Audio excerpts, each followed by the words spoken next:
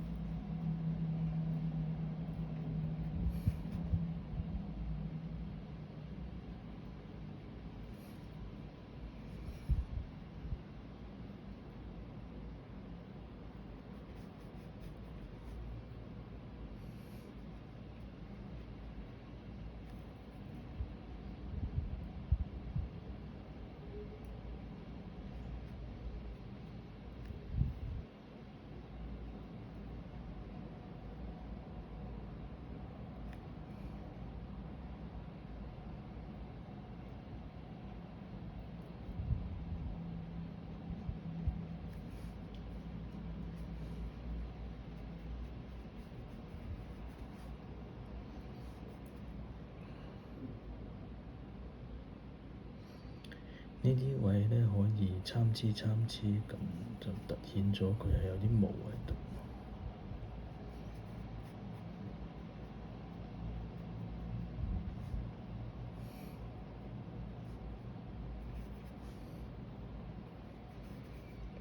但有啲位就要小心，好似呢啲位咁，因為個鼻哥係遮住佢，咁所以咧呢啲位就要小心啲。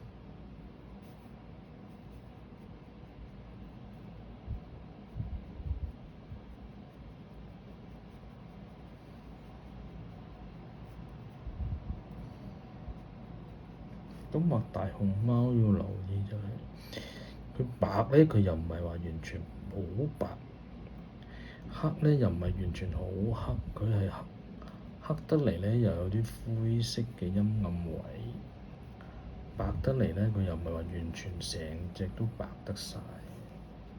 所以有啲位咧，你會留意到咧，可能係好似呢啲位咁樣咧，好似呢啲位咧。你會留意到咧，佢係會有啲白色啦、灰色啦，係啦，呢啲地方。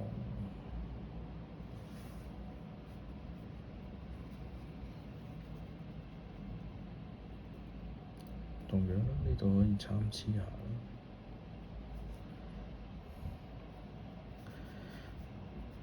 同埋因為佢大家都白色咧，咁佢搭住嗰啲位咧，就唔好畫咗你初畫嗰啲淺色嘅線條。如果唔係咧，就會兩隻熊貓都撈埋一齊啦，睇唔到佢中間嗰個分隔。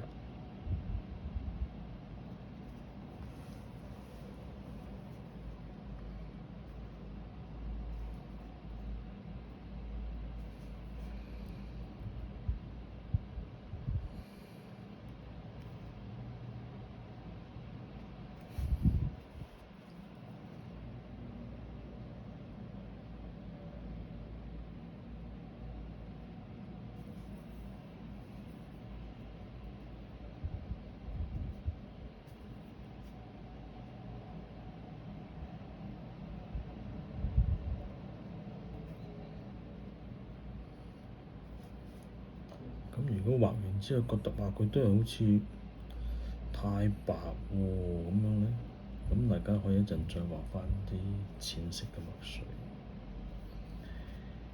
咁啊睇落去咧，隻熊貓就唔會話白雪雪咁樣，因為就算真實嘅熊貓咧，都唔會係白雪雪嘅。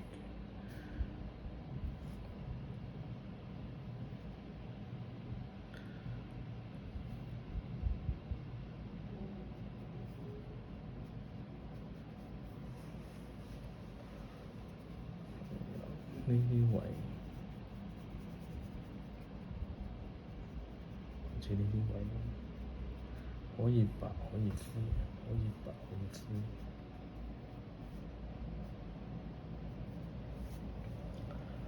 好啦，眼珠呢度咧，大熊貓嘅眼咧係有少少白嘅，但係又唔係好多。我哋依家畫咗先，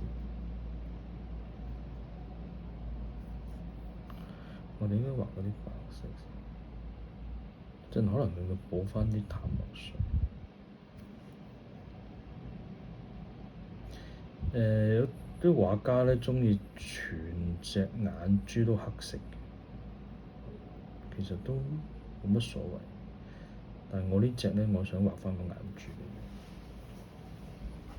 OK，係啦，即係咁。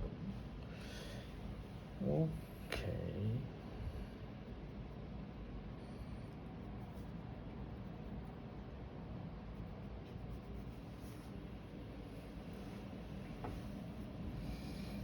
好啦，白色嘅部分其實就差唔多。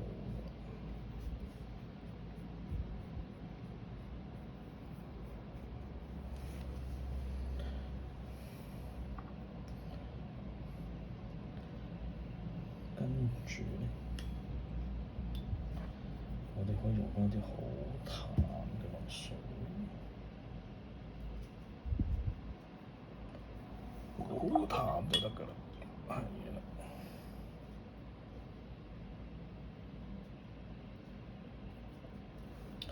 好淡好淡，溝翻淡啲先。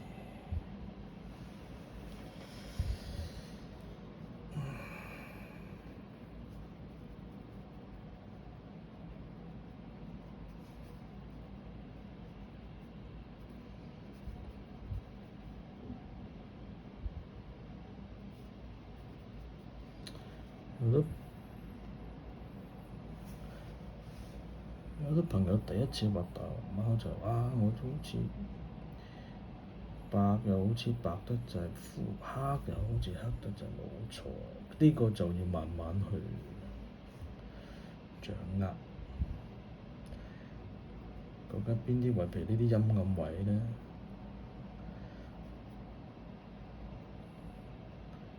就比較灰啲，我哋可以用到啲淡墨水。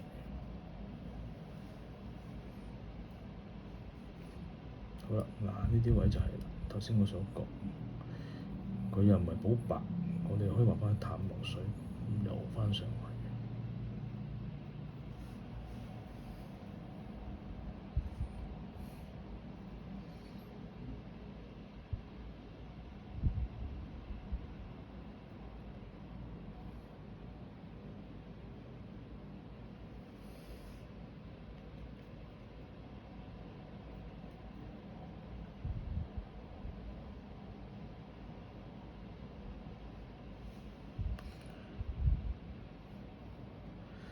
游到佢，好似白色、黑色好似融埋咗一齊喎，咁其實係冇乜大問題。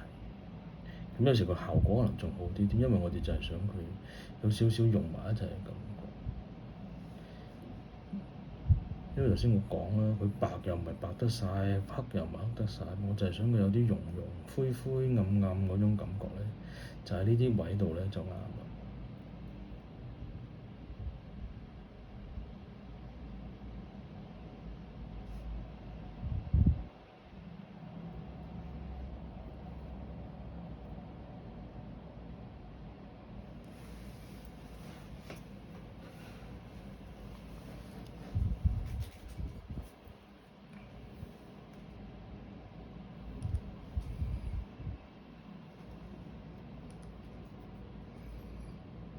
咁呢啲位我補翻啲黑色先。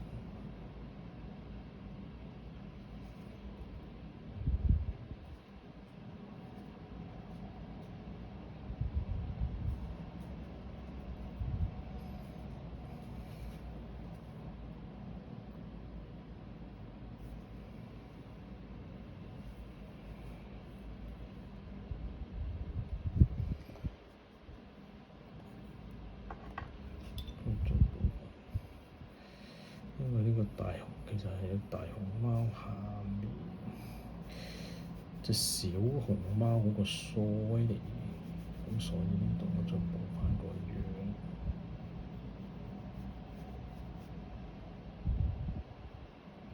咁大家咧就會睇得清楚啲。呢個就係大熊貓，小熊貓，大熊貓 BB 應該話，大熊貓 BB。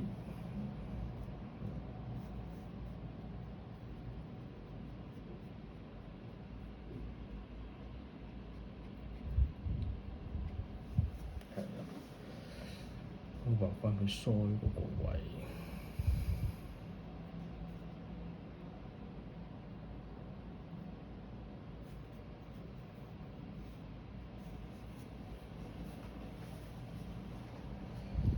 咁就會見到佢個頭咧就會突出。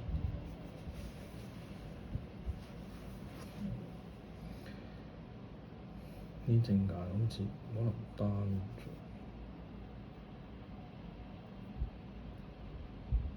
我都畫翻少少白色，咁就可能變翻佢隻眼。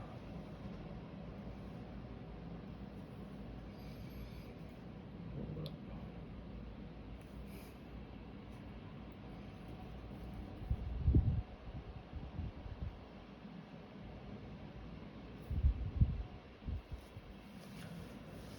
好啦，跟住就差唔多啦。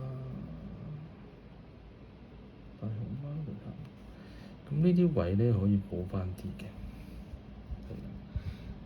因為佢唔係咁齊執執嘅，佢有啲白色嘅毛會遮住佢哋。可以點多幾點白色。